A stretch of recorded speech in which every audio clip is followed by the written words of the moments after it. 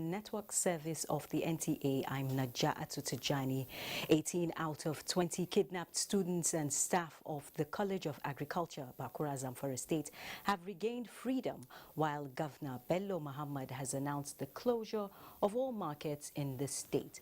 Let's now join Jamilu Ibrahim via telephone to give us some live updates about the situation. Hello, Jamilu, can you hear me? Yes, I can hear you loud and clear. Now, Jamilu, what is the latest? How did they regain their freedom? What are the authorities saying about how they regained their freedom? It will be recalled that armed bandits attacked College of Agric and Animal Science of Abuja in Zamfara State on 16th August 2021, 12 days ago, and kidnapped 20 persons, including the two students and four staff. These captives were released early morning and brought to the State Government House, and they were received by Governor Bello Muhammad alongside some traditional rulers and government officials. But it is worthy to note that only 18 out of 20 of the students were released. 2 of the students were said to have been killed while in captivity by the bandits. That's unfortunate, but what's the news? What is the news about the market closure? What has led to that? The governor, in his speech, while addressing the crowd of parents and relatives that turned out to receive the relief captives, said that for the state government, following a stakeholders meeting on security, has observed with dismay that these armed bandits find their way into especially weekly markets where they get basic amenities such as food and petroleum. So the state government has now decided to ban the sale of petrol on jerrycans in all parts of the state and to close all the weekly markets, including both in the south of the Zamfara State capital, as one of the measures to address the situation. Now let's go back to the death of the 2 who were not released. Any news about the circumstances surrounding their death? We interviewed some of the released captives. They said they are only shot dead by the armed bandits on the premise that they came from Plateau local government area of the state. The bandits alleged that in Plateau local government area there are vigilante groups, popularly known as El-Sakers, who they are not in good terms with. That is only the reason they gave, according to the students who interviewed. Now let's go back to the security measures. What else is the government saying about securing schools in the state so that this sort of incident doesn't happen again? And what are they saying about bringing the perpetrators to book? Well, the governor said more decisive measures have been taken. The closure of markets and the ban on sale of petrol on jerrycans across the state are some of the latest measures taken by the government, and instead more measures are being taken to address the situation. And they appealed for more support from the general public. And another measure taken by the government, according to the governor, is the ban on carrying more than 2 persons on a bike. The governor gave an order to security agencies that any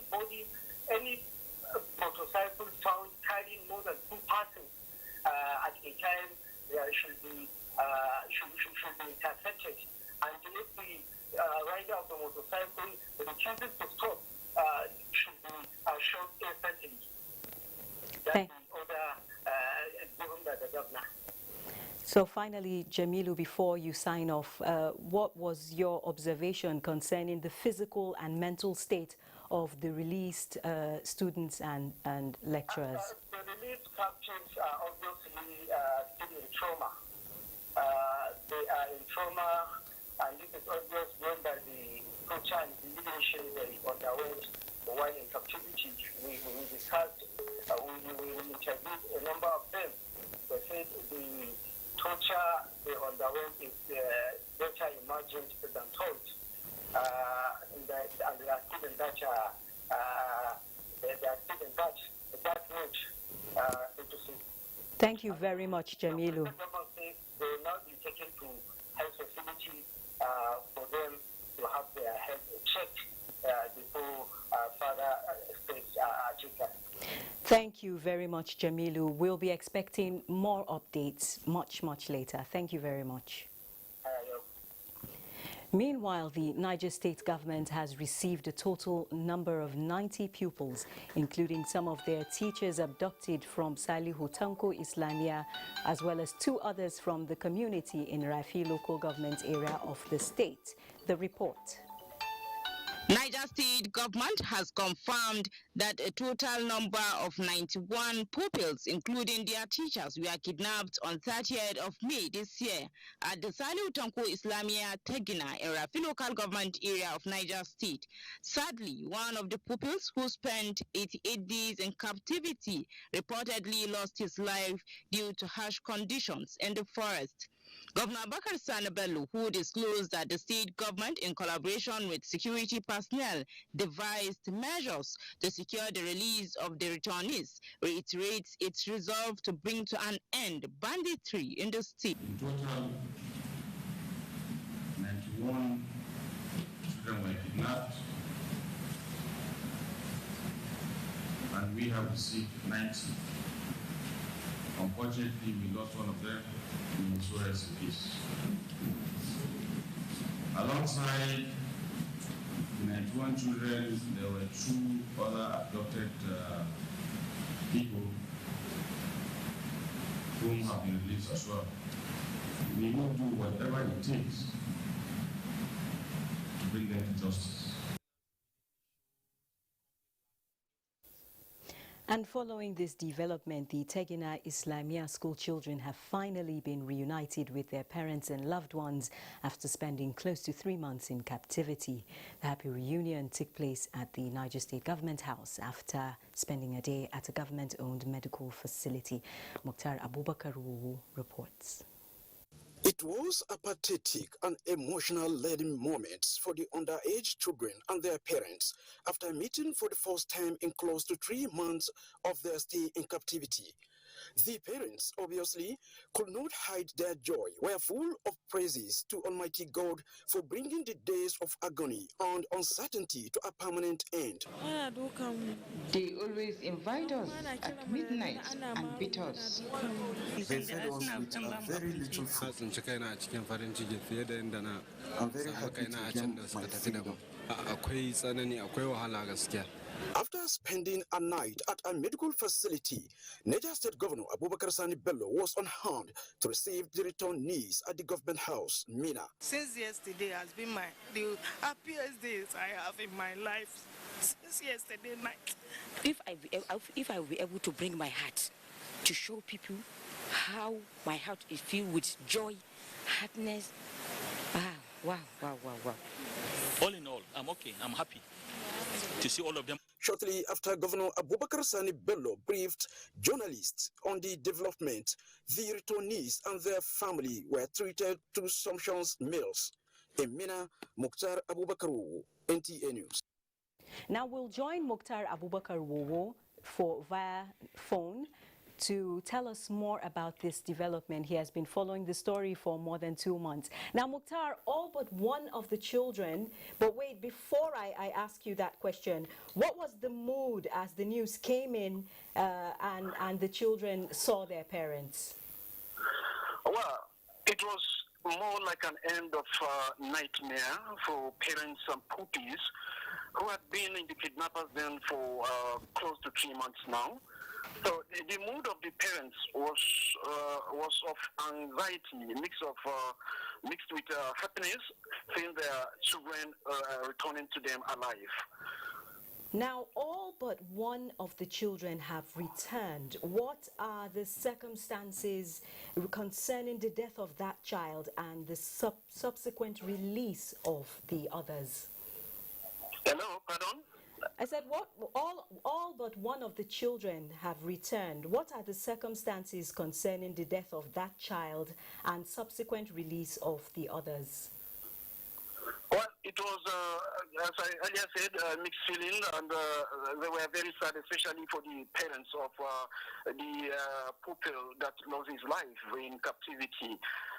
Although the condition of the children, though not critical, one can visibly see elements of stress and tiredness, That is, however, obvious, considering the, harsh condition they must have been put through. Any news about how that child died? Well, some said, the child was a sickler, according to some reports. We were on efforts to get the parents of the child that lost his life proved abortive. But some said he has a record of ailments. Now, have you interacted with some of the parents and the proprietor of the Salihu Tanko Islamia? What are they saying about the return of the children and teachers? Well, they were thankful to God, for the safe return of the children, and praising God, or God Almighty, although they didn't disclose how the children were released. It was said that the children were released yesterday, around Brilliangwari axis, and they were taken straight to Mina. That was yesterday night, to a medical facility where they were examined. Now, what is the government saying about security, especially with regards to keeping schools safe? Well, the Governor Abubakar Sani Bello, during a press briefing, promised to, deploy more securities to those areas in order to curb the activities of these bandits and other criminal elements, in the states. He promised that. To provide more security agents to ensure safety in our schools. Thank you very much, Mukhtar. We'll be expecting more updates. All right, you're welcome. Thank you. That was our correspondent, Mukhtar Abubakar Wowo, who has been following the story for the case for more than 2 months. Now, we refuse to be cowered under violence. We remain defiant against terror and recommit to supporting the Nigerian people to fulfill their dream of prosperity, peace and security. The United Nations Resident Coordinator in Nigeria, Edward Callon, gave the affirmation at the memorial of the 10th anniversary of the UN house bombing. Adebola Brookslyn Sunday reports. On Friday, 26 August 2011, a suicide bomber rammed a vehicle packed with explosives into the Abuja UN house, killing 23 people. 10 years after, the staff of the world's topmost organization, families of victims and survivors converge to pay respect to colleagues and other victims. The wounds of this tragedy are deep, but the courage and faith and determination of the UN family in Nigeria to continue its mandate runs even deeper. Stood shoulder to shoulder in solidarity with the UN family 10 years ago, and we stand today to remember them. At exactly 10:25 a.m. local time, a 1-minute silence was observed in honor of the victims, after which they laid wreath at the Green Lawn. 10-year-old David Ilya Musa, who was at conception stage when the incident occurred, also joined in paying tributes to his late father. We thank God for this side. What of those people that will not have help? How are they going to bring up their children? I wish they are alive today to still have the testimony. We are happy that the government of Nigeria believes in multilateralism. The federal government has reconstructed the building, which is occupied by 17 UN agencies. I am Adebola Brookslyn Sunday, NTA News. The National Economic Council has resolved to facilitate programs to ensure the integration of those children who are at risk of becoming vulnerable as a result of some crisis in the country. This formed part of the issues discussed at the NEC meeting, which was held virtually. State House correspondent Aliu Kabir reports.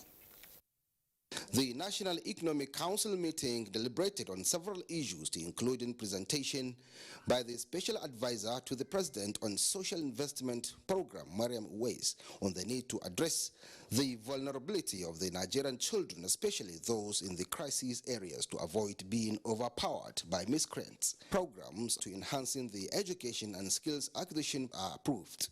The memo presented was made to acquaint the Council that the mission is aimed at facilitating programs that will ensure the integration of those children at risk and young adults by creating opportunities for them to have skills and to give them empowerment in order to reduce their degree of vulnerabilities. With much effort on the progress report on COVID-19, the governor of Lagos State, Babajide Sanwo-Olu, in his briefing said, although Lagos is the epicenter of the virus, millions of doses of the vaccines are underway. For example, he added, about 29 million doses are expected by Johnson & Johnson before the end of September. Quite a significant amount of new vaccine doses coming in from AstraZeneca, from Moderna, and a huge quantity is expected from the Johnson & Johnson. The council also discussed on the need for various states to submit their report on the NSAS crisis for further deliberations, as few states have submitted their final reports to government, to include Abia, Ekiti, Enugu, Gombe, Kwara and Rivers, with the interim report by Lagos State government. Other states are yet to submit their reports, that is 19 of them.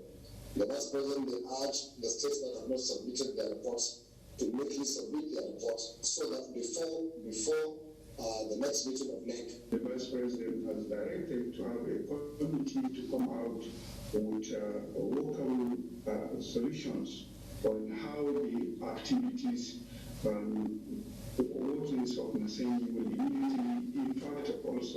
The virtual meeting was presided over by the Vice President, Professor Yemi Oshimbajo. From the State House, Ali Kabir, NTA News. The Group Managing Director, Nigerian National Petroleum Corporation, NNPC, Mele Kyari, has attributed the corporation's first time ever net profit of 287 billion naira in its 44-year history to efficiency, transparency, accountability, cutting costs, and President Muhammadu Buhari's policy drive. He made this known while briefing journalists in Abuja on NNPC's profit after tax and publication of audited financial statements for year 2020. We are no longer declaring losses. As a matter of fact, we moved from loss level of 803 billion naira in 2018. We reduced it to 1.7 billion naira in 2019, and in fiscal 2020, we are making a profit after tax of 287 billion naira. The Minister of State for Petroleum Resources, Timipre Silva, who joined virtually, expressed the determination of the federal government to surpass the current feat. The first time NNPC is getting profit, we are very proud of you and we'll always stand with you. Joseph Johnson reports that transparency and accountability were words frequently referred to as watchwords in moving forward.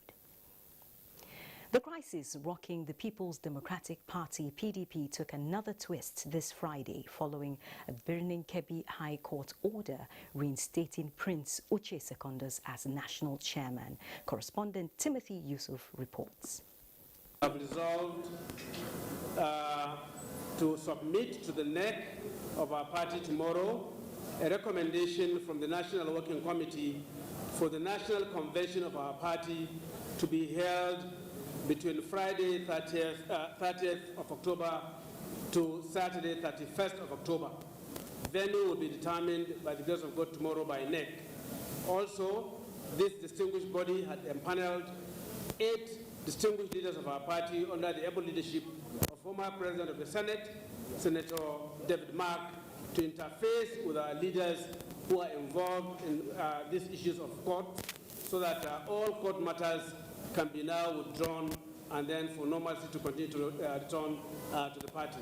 I appeal on behalf of this body to all well-meaning members of our party to sheath their sword and let us embrace peace, because Nigeria is waiting for PDP, and I believe that we have the capacity to resolve whatever issues we have. The Secretary to the Government of the Federation, Boss Mustafa, has inaugurated a 12-man interministerial committee which will ensure successful conduct of activities to mark Nigeria's 61st independence anniversary. Kenneth Nanim reports. The Interministerial Committee may be few in number, but the task before them is huge, as the responsibility for planning, organizing and executing all activities approved for a successful conduct of the 61st independence anniversary of the nation is rested on their shoulders. The committee also has, as part of its terms of reference, to co-opt groups or organizations relevant to the success of the anniversary. Last year, the theme for the 60th anniversary celebration was together. It is also important that we come up with an appropriate theme that will speak not only to the present situation in the country, but most importantly, the positive trajectory that we are all working towards for the greater benefit of the Nigerian people. I'm confident that members of this committee would come up with innovative means of celebrating our 61st anniversary. The committee also will in September this year implement some of the remaining activities for the 60th independence anniversary, slated to run for 12 calendar months to herald the October 1st celebrations. Minister of Industry, Trade and Investment, who is also the chairman, Ownership Subcommittee on the Nigeria at 60 project, presented the committee's report on the one-year program. The 12-man interministerial committee is to be chaired by the Secretary to the Government of the Federation, Kenneth Nanim, NTA News. We'll now join our Lagos Network studios with Adiola as our guide. Thank you, Najatu. The Federal High Court sitting in Lagos has suspended hearing on the request for bail for 5 suspects standing trial on a 4-count charge bordering on collection, exporting and keeping of wildlife till the 1st of September 2021. The presiding judge, Tijani Ringim, therefore ordered that the suspects be kept in Nigeria Customs custody until the date for hearing. Michael Olaleye reports.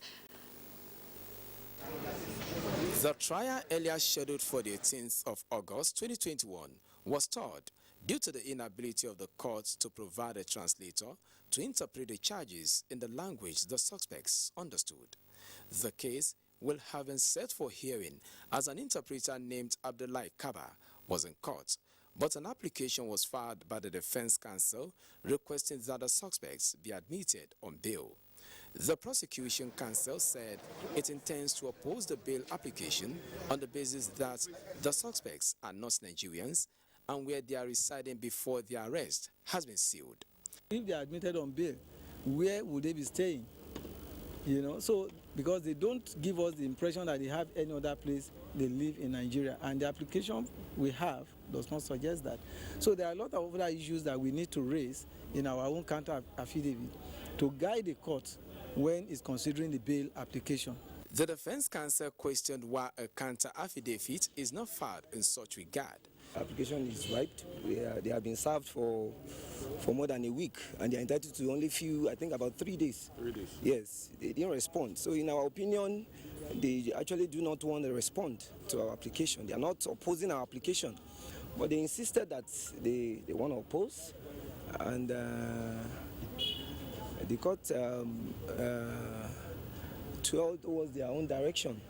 The court, while adjourning hearing to September 1, 2021, ordered that the suspects remain with the customs. The 5 suspects were arrested in connection with 22.3 billion naira worth of wildlife. In Lagos, Michael Olaleye, NTA News. Talking education now, more than 2 months after vacating their halls of residence amid concerns of rising cases of COVID-19 infection within the university community, the students are back for their second semester examinations. Hingino John Adams was at the institution to monitor the level of compliance with COVID-19 prevention protocols. As these students return, it is not business as usual for them. The school authority is stern in ensuring that students have complete items listed by the management to prevent the spread of the coronavirus. Before gaining access into their halls of residence, each student must provide 10 face masks and hand sanitizer, among others. Professor Oluwole Familoni is the Deputy Vice Chancellor, Academic and Research. The real exam starts on Monday and it's meant for 100 and 200 level students of the university. After that, they will vacate the hall and then 300 level students will come in. We accommodate them. After 1 week, they will finish their exam. They will vacate the hall. Then 400 and 500 level students will come. He further stated that the university management has made arrangements in case of any infection. If there's any problem, we made arrangements with LUT according to that press release and Balada, which is governed by government. Lagos State government has allowed us that they will allow us to use Bagada. The school management is not leaving anything to chance, as various entry points are not accessible for those without face mask. In Lagos, Hingino John Adams, NTA News. Those are the stories from Lagos for now. We'll now take our first break, and when we return, Zinrat and Jos will give us stories from that zone. The federal government has commenced second phase of COVID-19 vaccination. If you are 18 years and above and unvaccinated, register at www.nphcda.vaccination.gov.ng. Visit the nearest vaccination site to receive COVID-19 vaccine. If you received first dose of AstraZeneca vaccine before 8th July 2021, second dose commences 23rd August and closes 5th September 2021. All vaccines are free and certified safe by WHO and NAFDAC. At the vaccination site, you can check blood pressure and know your diabetes risk status. Children aged 0 to 23 months will receive childhood vaccines and screen for malnutrition.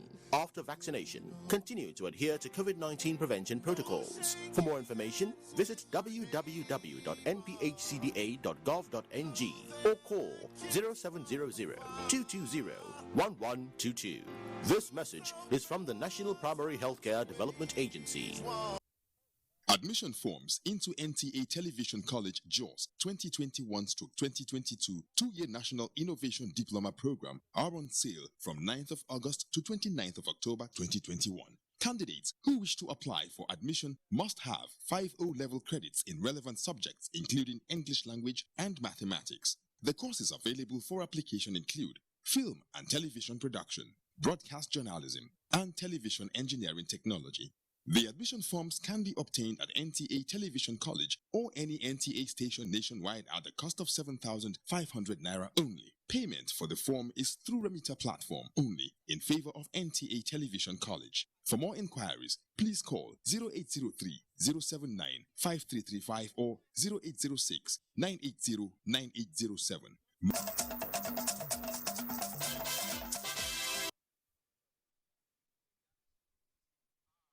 Thanks for staying with us and welcome to JOS. For past few weeks, the relative peace being enjoyed in Plateau State was punctured following violent attacks which left a number of people dead and property destroyed. This has necessitated the call by community and religious leaders to the citizens to tour the path of peace for the state to move forward. Caleb Gochin reports. The streets are deserted.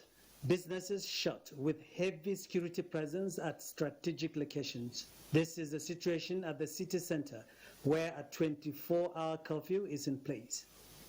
The negative impact of any unrest on the society are enormous, and people of goodwill have continued to call for caution and restraint by all citizens. I'm urging everyone to respect the Constitution, to obey rule of law, law and order, and most especially to respect the lives of individuals. Every society, every community to progress, to move forward, has to have peace. Plateau State, they say, has had enough of crisis, resulting to many peace-building efforts. Hence, the crisis should not be allowed to continue. Whenever people want to take undue advantage on certain tribes or peoples of other religions from your own environment, try to stop it. No human being would like to be killed. No human being wants to be injured. No human being wants to be hated. So why can't we bring love into it so that we live in peace with one another? It would be recalled that since the attack on commuters on the Rukuba Road, the state has been in trepidation, worsened by the recent attack on the Yelwa Zangam community Tuesday this week. In Jos, Caleb Gochin, NTA News. The enrollment of primary school pupils for the National Homegrown School Feeding Program of the federal government is in progress in Plateau State, with the upload of more than 100,000 pupils' data on the national server.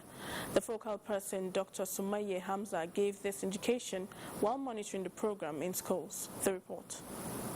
The federal government introduced the National Homegrown School Feeding Program to boost nutrition and enrollment of pupils in schools, as well as entrepreneurship space and agricultural production, among others. The program is recording steady progress in Plateau State. I love how they are sharing their food, and it's good, and it helps us in many ways. I enjoy the food.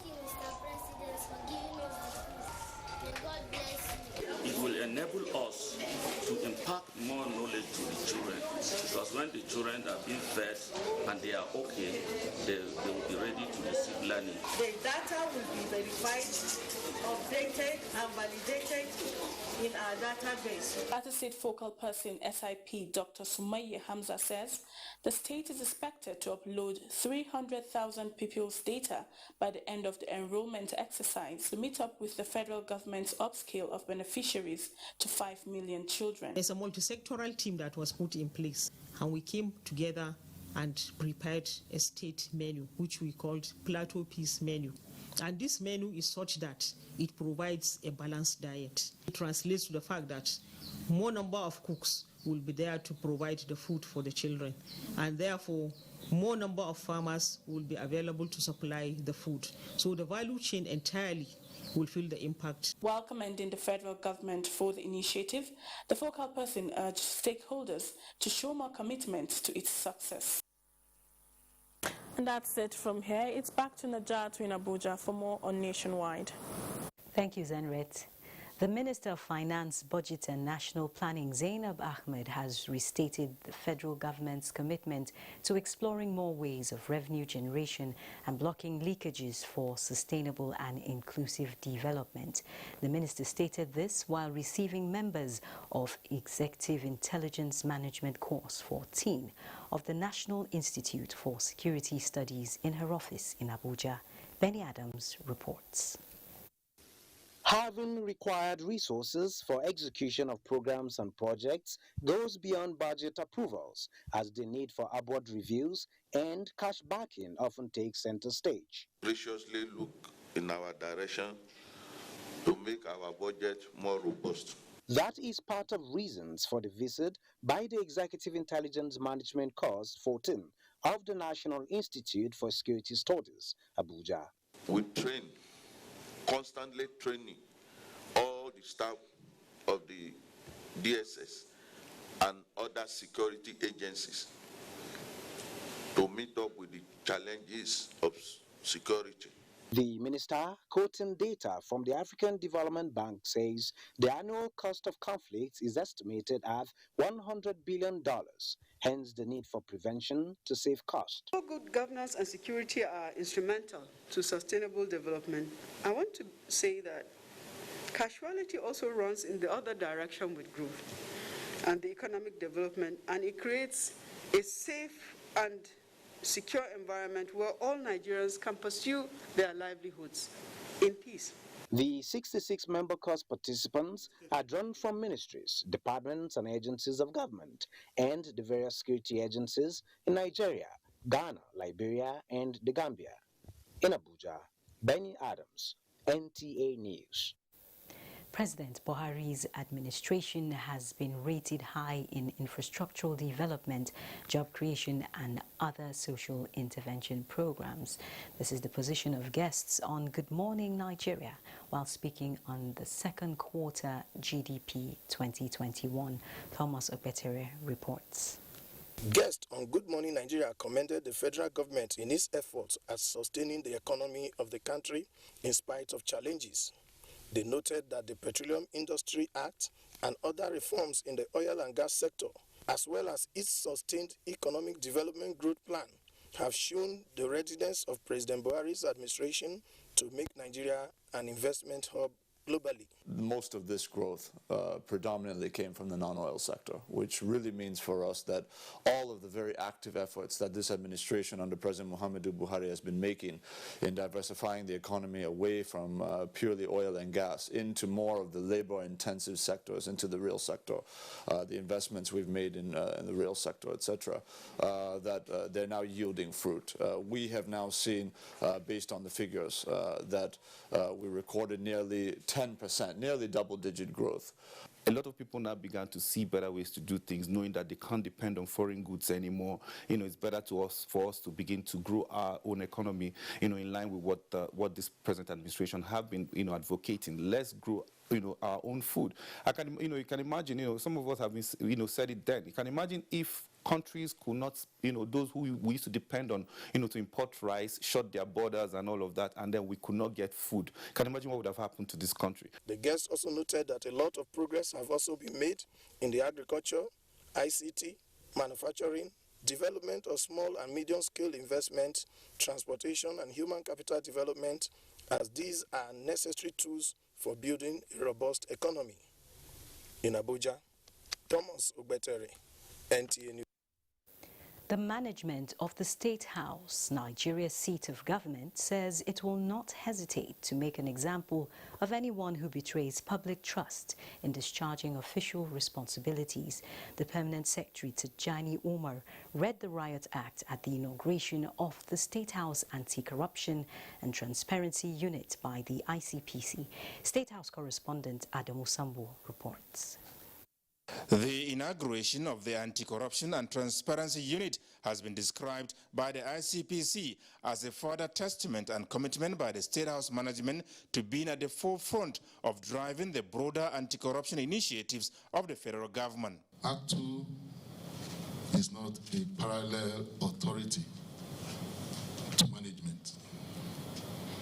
It is expected to assist you and management in promoting a transparent workforce. The Permanent Secretary of the State House, Tijani Umar, said members of the unit were specifically selected based on their integrity and overall efforts in service delivery. We expect that the Act 2 State House team will not betray our trust and our confidence. Otherwise, we shall be compelled to make example of them in case of any erring behavior. The Anti-Corruption and Transparency Unit, he emphasized, is expected to assist the institution to conform by way of continuous advocacy, reporting, and where necessary, enforcement and sanctions. On our part, management will lead by example. We are making this commitment today and hold ourselves to high standards of behavior so that ACTU doesn't have to worry itself about looking the side of management. Members of the unit are drawn from the various departments of the State House, with Gaji Muhammad Usman as chairman. From the State House, Adamu Sambo, NTA News. Benin is our next stop on Nationwide, and Agatha is our guide. Good evening, Agatha. Najatu, good to see you and thank you for joining us in Benin. The Nigerian Army says its mandate to accomplish missions within a joint environment will not suffer neglect. Chief of Army Staff, Lieutenant General Farouk Yahaya, gave the assurance during a working visit to 32 Artillery Brigade, Owena Cantonment, Akure. Olubukola Aduwo reports. The army says it is repositioning to fulfill its role of defending the territorial integrity of the country.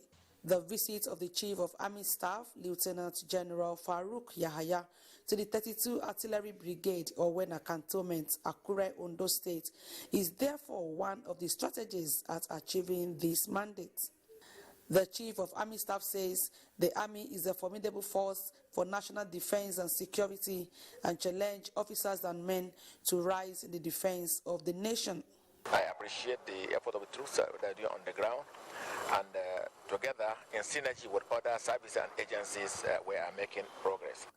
Ondo State Deputy Governor Lucky Ayedatiwa says the state government will continue to support the operations of the Nigerian Army for optimal performance. We value your support, your contribution, the contribution of the Nigerian Army in ensuring the security of lands and property of indigents and residents of Ondo State.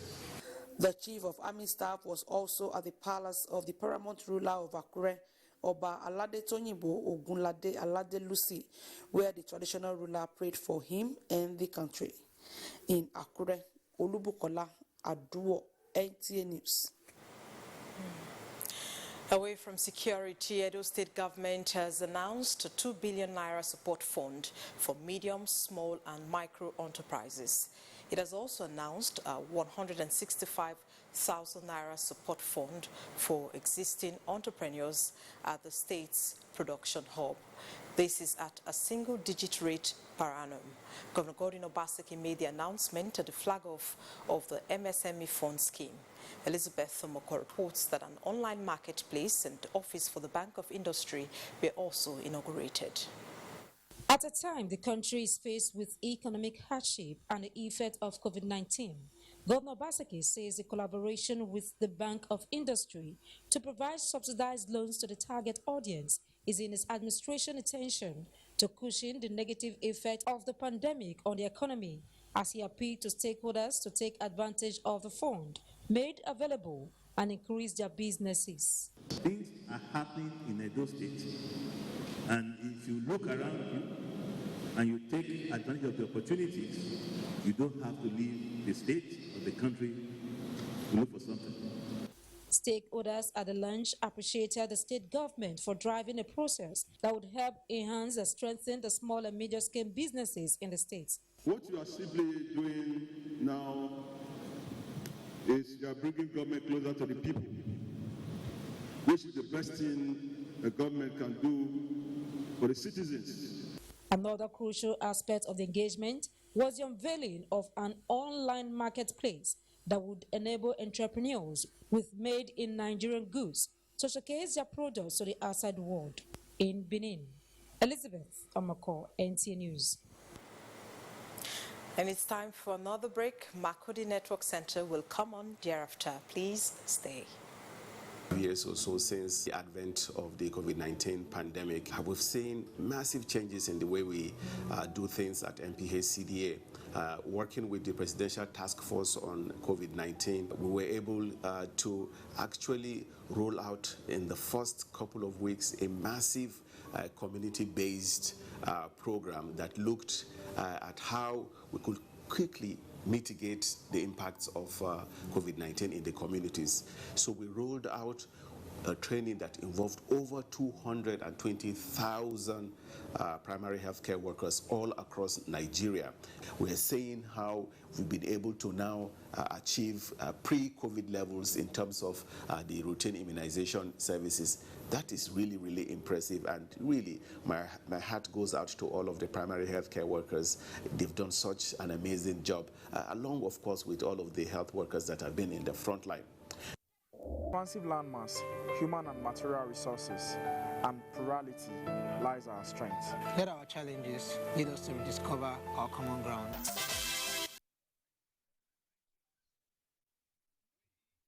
Hello and welcome to Makudi. Governor Samuel Otom has warned Benue people, especially those in flood-prone areas, to desist from activities that are likely to create grounds for flood to occur. The governor gave the warning following predictions from relevant authorities that Benue is among states to suffer devastating effects of flood this year. Charles Abba reports. With the coming of rains and predictions by the Nigeria Hydrological Services Agency and corroborated by the Nigeria Meteorological Agency that various parts of the states, including Benue, would experience high magnitude of flooding, some parts of Makurdi metropolis have already suffered a number of flash floods in recent past. Governor Samuel Otom, who said the state government has employed a number of measures to reduce the impact, appealed to people to be wary of flood-induced practices. Those of them who are in flood-prone areas are aware of this. We have educated them. And I look forward that they will take some preemptive steps to not to incur further damage. As an approach to a lasting solution to perennial flooding in Benue, especially Makurdi metropolis, the governor reaffirmed that dredging of the river Benue is a sure remedy against the phenomenon. If the river is dredged and it has enough capacity to receive water, then you won't have what you're seeing here today because it will accommodate the water and flush it out.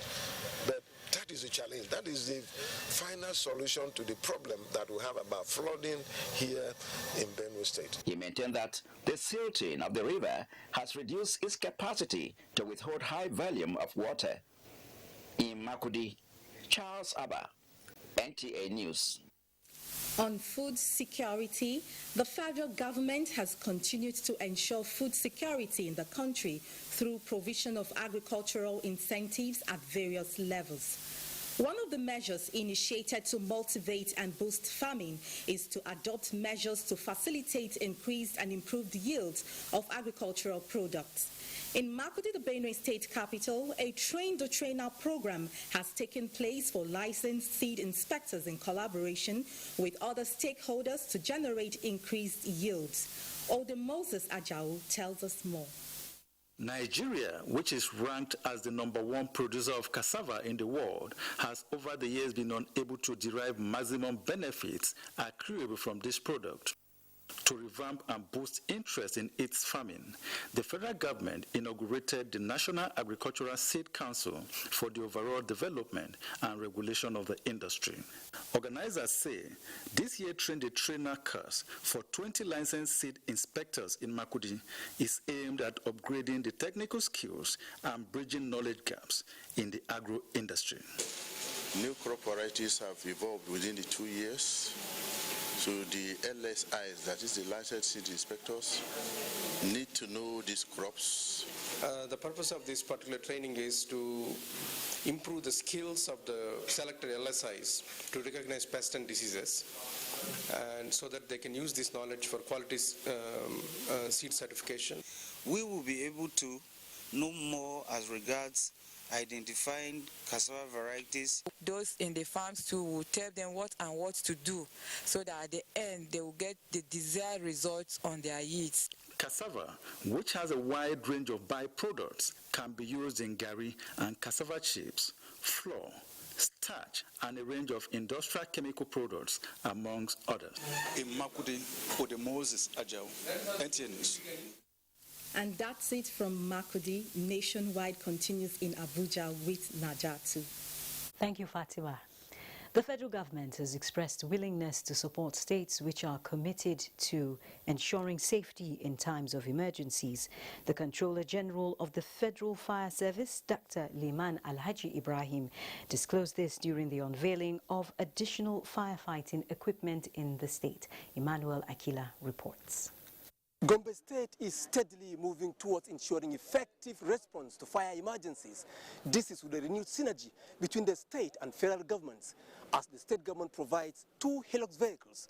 At the time, the Federal Fire Service is deploying a truck to ensure effective response to fire incidences across the state. These additional equipment are to complement the earlier ultra-modern firefighting equipment deployed by the Federal Fire Service to Gombe State. We are here today, sir, to present to you the firefighting truck, which we pledged we're going to donate. Governor Mahmoud Inwa Yahya reassured further commitment in working with the Federal Fire Service. No amount of money is too much for us to put in a bid to save lives and property of the people. The Gombe State government is ready and willing to synergize with the federal government in order to provide security and in order to provide safety. The governor also provides a site for the Federal Fire Service to set up a base in Gombe. Emmanuel Akila, NTA News.